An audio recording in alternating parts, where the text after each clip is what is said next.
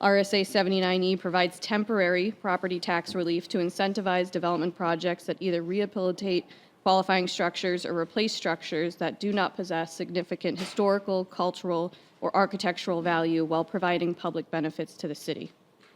So the applicant proposes to convert 1555 Elm Street, an existing two-story commercial building, into a 36,000 mixed-use apartment building with 40 market-rate residential units and 2 first-floor commercial units on Elm Street, located in the Central Business District. According to the information submitted by the applicant, the composition of the multifamily units includes 35 two-bedroom units and 5 one-bedroom units on floors 1 and 2. The applicant has indicated in their pro forma that the proposed project budget is around $12.3 million, and this amount excludes site acquisition, which is around $2 million, but includes expenses for demolition, environmental abatement, construction, and other related costs. The project is currently in the process of obtaining the required approvals from the zoning and planning boards for the planned conversion and site development, and construction is expected to commence in May of 2025 and finish by September of 2025. The city tax card shows the building was built in 1955. However, further research shows that the building was constructed likely sometime in the 1920s as the Chrysler Plymouth Garage on Elm Street. And throughout the years, the building has housed several other uses and most recently housed the Mental Health Center of Greater Manchester. To qualify for tax relief, the proposed rehabilitation must provide at least one public benefit listed in state statute. And in this case, it enhances the economic vitality of the downtown. This conversion fosters growth in the Central Business District and could improve our historically low vacancy rate of less than 1%, contributing to a healthier and more sustainable housing market. As more residential units become available, we expect to see a positive impact on rental prices, making rental housing hopefully more affordable in the city. It also promotes the development of municipal centers, providing for efficiency, safety, and greater sense of community. Although the building is not listed on any historic registry, its preservation helps to maintain the community's sense of place. And while adding more housing to our stock is crucial, maintaining a balance between residential units, amenities, and workforce in the Central Business District is essential. We must avoid over-converting commercial spaces into housing, which could force residents to seek goods and services elsewhere. The Economic Development Office is firmly against street-level conversions, so we're pleased to see the street frontage units remain commercial in this project. And also, the project increases residential housing in urban and town centers.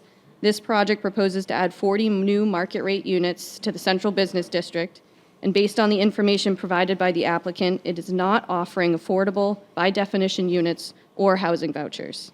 The New Hampshire Housing Finance Authority defines affordable housing as rental or owner-occupied housing that costs no more than 30% of one's income at 80% of the area median income. Rental cost is also defined as rent plus utilities. So for example, in Manchester, 80% of AMI for one person in 2023 is around $55,000 to $59,000. 30% of that is about $1,400 per month, inclusive of utilities. The property is located within the CBSD and is considered a qualifying structure. As defined by city ordinance, substantial rehabilitation is rehabilitation cost that's at least 15% of the pre-rehabilitated assessed value, or at least $75,000. In 2023, the assessed valuation of the property was $2.95 million. Therefore, the 15% threshold is $443,000. The adjusted total estimated project construction at $12 million is well over the substantial rehabilitation requirement. The applicant is also asking for the maximum relief allowed of 7 years. So the vacancy rate for housing in Manchester, as we all know, has consistently remained under 1%, and the scarcity of housing options has far-reaching consequences in our city. It affects not only our ability for residents to find suitable and affordable homes, but also impacts the attractiveness of Manchester as a place to live and work. Such a low vacancy rate can hinder our ability to attract and retain a diverse workforce, which is vital for our city's continued economic growth and vitality. And the city can utilize incentives such as 79E to attract housing developers and investors to Manchester, thereby enhancing the total housing inventory and investments within our community. As more homes become available, the hope is that the supply of housing units grow and the vacancy rate will increase. This boost in housing availability can ease the strain on current rental rates. Given Manchester's high demand and restricted housing supply, as it stands right now, landlords typically have the upper hand, and they raise rents in doing so. However, when housing supply matches the demand, the market offers more consistent and fair rental rates. We are starting to see this start to take effect here in the city with all of the new units that have been coming online the last couple of years. The proposed mixed-use conversion represents an opportunity to improve the historically low vacancy rate. And discussions with Mike Hurley, the chairman of the Board of Assessors, estimates that the property's assessed value after renovation will be $9.5 million for the mixed-use conversion. This increase in assessed value is expected to raise the annual property taxes by approximately $128,000 in the first year. And if approved, the tax subsidy would lead to an estimated cost savings of $693,289 over 5 years. In light of recent approvals, I've noticed that the board is looking for a balance between affordability and the need for more quality housing in the city. While this project does not include any affordable units, it will contribute 40 additional units to the housing stock, and the applicant has requested 7-year incentive term. And since there is no affordable units, I suggest that granting anything longer than 5 years may not align with your past approvals. However, I believe the final decision is up to the board. So with that, I would turn it over to Attorney Bisson for any final remarks. Thank you very much, Mr. Mayor, members of the board. Thank you for considering this application tonight. I want to first congratulate Ms. Nozaka, a recent recipient of 40 under 40. Very exciting. Thank you. I'm pleased to share the desk with her, and this is exactly the type of person that we want to stay in our community, and I think that's a good segue into this. The program, as you know, is Community Revitalization Tax Relief Incentive Program. It's an incentivizing program. The goal, as you know, is to bring housing, renovate, make things better, to sort of simplify its purpose. The goal is immediate benefit by more housing. This board has used this program successfully. I would commend you on it. As Ms. Nozaka has pointed out, there is a significant increase in the number of units coming online. If you are very aware of the housing stock on Elm Street, you can actually see signs in front of my clients' properties that say, please come and apply. That's new. A couple of years ago, you didn't even have to advertise. So the housing stock is increasing, and it is having a positive impact. There have been a number of applications, South Elm, Red Oak properties, the Hanover Street project, Elv Grove, Pearson's, where all of those incentives were critical in getting the housing stock in place. And what it is doing is bringing more units online.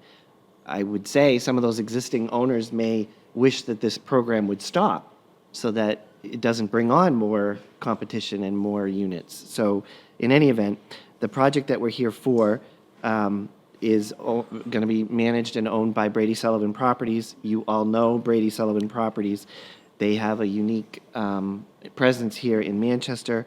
This is really their first residential application where they've applied for this program. Despite all of the rehabilitation they've done in town, they have not used this incentivizing relief before. So the question would be, why now? Why this project? As Ms. Nozaka has indicated, this one's unique for them. It's 40 units. It's not a large project. The cost of the project is significant, such that this added incentive will make the project viable for them to continue. She did point out that there will be no affordable units in the technical sense at this property. The reason for that is, first of all, Brady Sullivan doesn't have unlike the project in the old police department and the one in the federal court parking lot where those applicants, that's what they do. They have the infrastructure to manage it. Brady Sullivan doesn't have that infrastructure in place. They estimate that these smaller unit apartments will range in $1,800 to $2,200 per month. So it's not significantly above the numbers that Ms. Nozaka was sharing with you.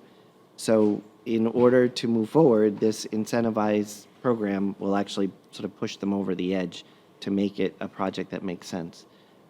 We are asking for 7 years as opposed to 9 under the statute. If it's affordable housing, it qualifies for 9 years. A project like this, where this level of rehabilitation is going into the property, can be 5 years plus 2 for additional housing stock. So that's where the 7 years has come from. Unlike some other projects that you've approved, this one has an immediate tax benefit to the city. Right now, the property is owned by a nonprofit that does not pay taxes.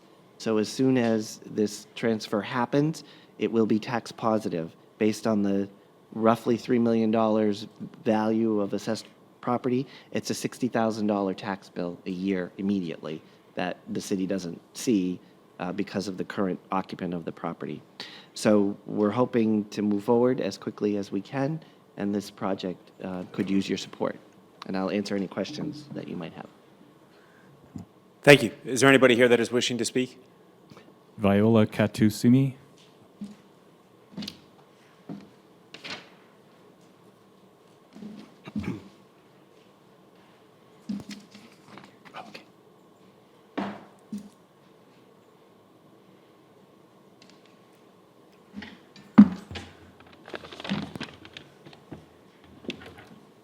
Good afternoon. Thank you for the opportunity. My name is Viola Katsime, and I'm here representing the Garden State Organizing Project. We are located at 1045 Elm Street.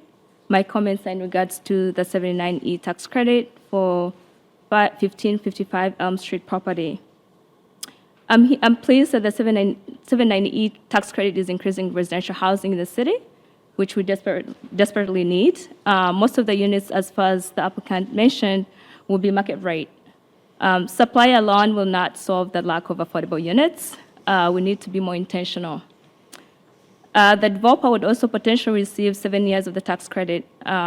So why not ask the developer to include affordable housing? I want to be clear with that term, affordable housing. We're talking about people who are making 50% of the area median income and below. For a person making 50% of the MI is $35,000 a year, and for two people, that's about $40,000. For a person making 30% of the MI, that's around $21,000, and if you're two people, that's around $24,000. Affordable rents for someone that's making 50% of the MI would be roughly $1,000, and for that one person, it would be around $876. These numbers are from the 2023 Manchester Housing Fact Sheet that was compiled by the Housing Commission that was put together by the previous mayor. The Manchester market rate for 2 bedrooms, according to the 2024 New Hampshire Housing Report, is around over 1,900. So I acknowledge that the positive impacts of this program. It's one of the development tools that the board and aldermen can use to intentionally promote and encourage more units for affordable housing that may not be possible otherwise. There is flexibility in this program to tailor the program to the needs of Manchester, and we have an opportunity to do that. I'm asking that the board and aldermen consider asking the developer to guarantee affordable units in this application. That's including people that have Section 8. So thank you very much for your time, and my remarks are done. Thank you. Bryce Kawu.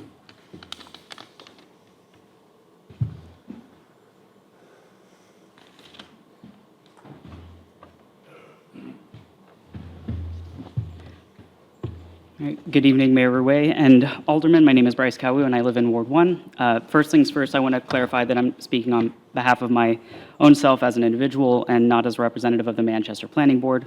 So as you're aware, the Manchester Planning Board voted to approve this application 6-2 on March 6th.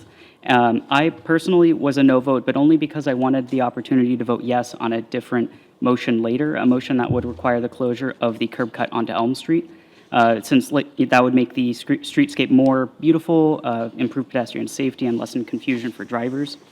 So my vote was more for procedural reasons rather than taking a position against the project as a whole. Because, so with that disagreement aside, I fully support the redevelopment of this property. I think it's a great change of use, and I think the building will look nice. I applaud the applicant for bringing more housing to downtown Manchester. That being said, I'm not convinced that a nearly $700,000 tax break is a wise use of taxpayer dollars. This is not a blighted property, and this is not an affordable housing development. I remember watching the recent 1138 Elm Street application for 79E, the one for the Lamont Handley building, and this board wanted to impose some pretty stringent conditions to guarantee affordability into the future before agreeing to say yes. And that was to justify granting the property tax reduction. the applicant really had to make their case and agree to some concessions. So at a time when we are working so hard to balance our city's budget to protect the taxpayer while still delivering critical services, is it really the best use of taxpayer dollars to subsidize a for-profit market rate development without placing any conditions on the applicant?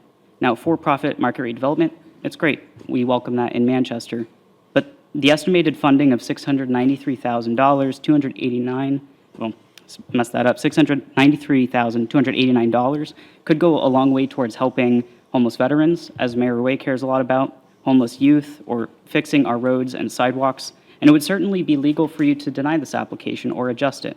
It's also legal for you to provide the requested property tax relief. But is it fully appropriate? Is it proper? Is it fair to the residents of the city? That's for you to decide and for the public to judge. Thank you for your time and consideration. That concludes our list of speakers, Your Honor. Thank you. Does the board have any questions for the gentleman attorney or Jody? Yes, Alderman Sapienza. Question for Jody. Jody, when I look at this application on the debt service coverage ratio chart, is that chart based on before the tax relief or with the tax relief? This is assuming no tax relief. Assuming no tax relief? Yeah, so if you're looking at the one that has the highlights on it, Yeah. so The one with the highlights, is that in the packet? it was emailed this morning. I had to work today, you probably didn't have a chance to see it. You want this one? No, I got one right here, I'll take this one. So if you see the third highlighted line where it says taxes, property, Yeah. that is assuming post-renovation value, no 79E relief. So that 186,000, 193,000, 201,000, Yep. those are the assumed or estimated tax payments post-renovation, no 79E. Okay, so those are a lot higher than what was in the original packet. Correct. We do tend to have that happen when applicants submit theirs. They go off what is the current tax, not because they don't know, they haven't had the conversations with the assessor to know what the post-renovation value is going to increase to. So that's when we work with the applicant. So in this case, it went from around 60,000 annual tax bill to 186,000 tax bill, assumed. Okay, so these, all right, thank you, that answers my question. Alderwoman Fajardo? Thank you. I know you're saying you're not in a position, or your client isn't in a position to work in any sort of affordable housing, workforce housing, any adjustment under the AMI. Correct. And I, of course, read through the details, and that was clearly stated, but I'm still going to ask anyway.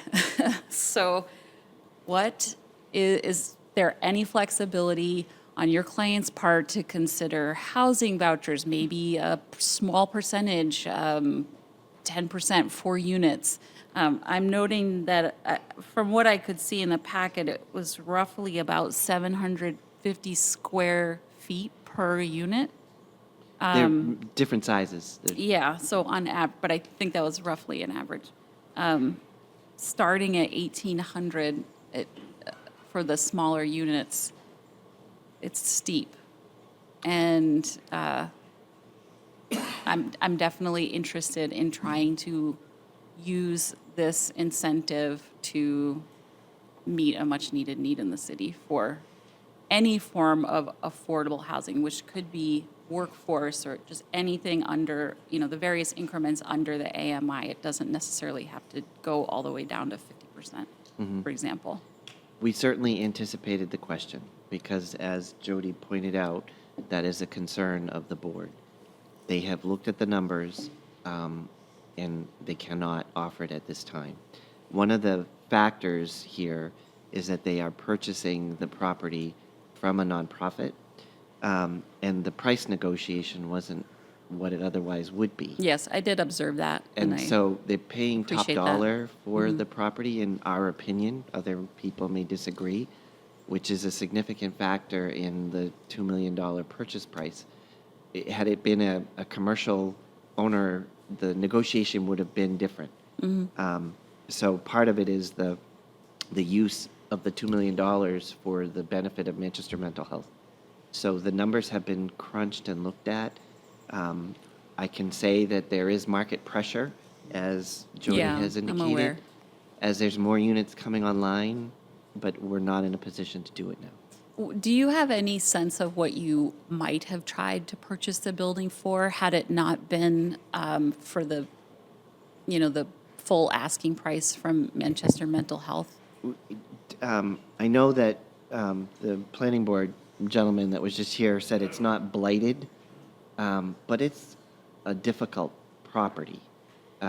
It probably doesn't meet any legal definition of blight, but it's a large commercial space that has been underutilized for a long, long time. So it really is unique, and it has that weird like drive-through attached to it. The number of people who could use it in its current configuration, there's not many.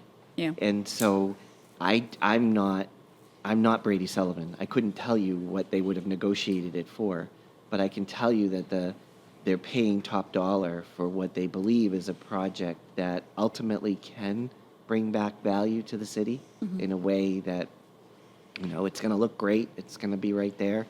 Another point, it is in an area of the city where there is, I would say, a large number of affordable units already.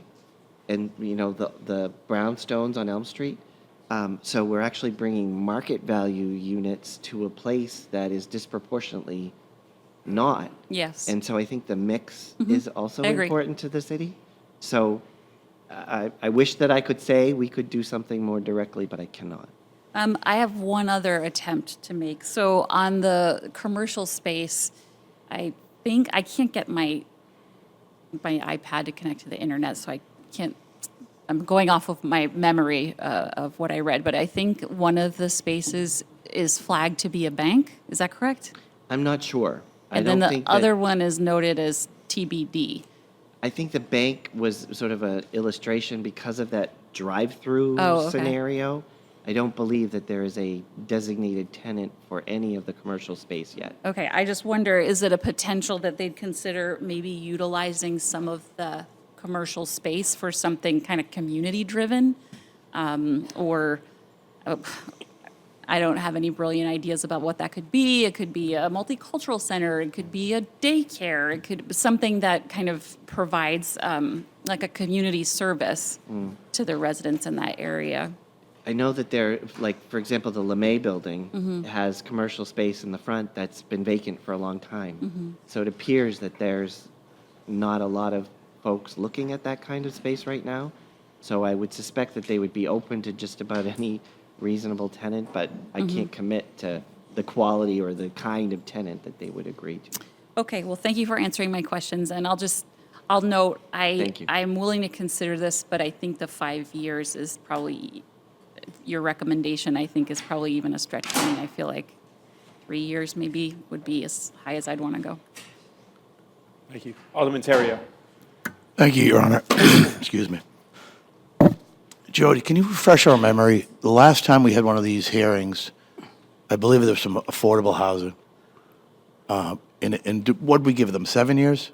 Yeah, so the most recent one was 1138 Elm Street, was the Lamont Hanley building on the corner of Bridge and Elm. And that was 7 years with the condition that the applicant would set aside 14 of the 34 units, thank you, for fully affordable at 10 years. So they're going to be deed restricted for 10 years. That's how they got the 7 years. So 17 would be 50%, so a little bit under, about 45%, roughly 45%. We gave them 7 years. And that was housing for veterans, and they were accepting vouchers as well. Great, all right.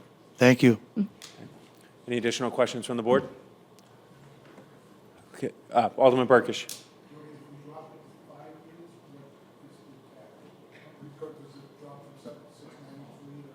So the calculations I did was only based on 5 years.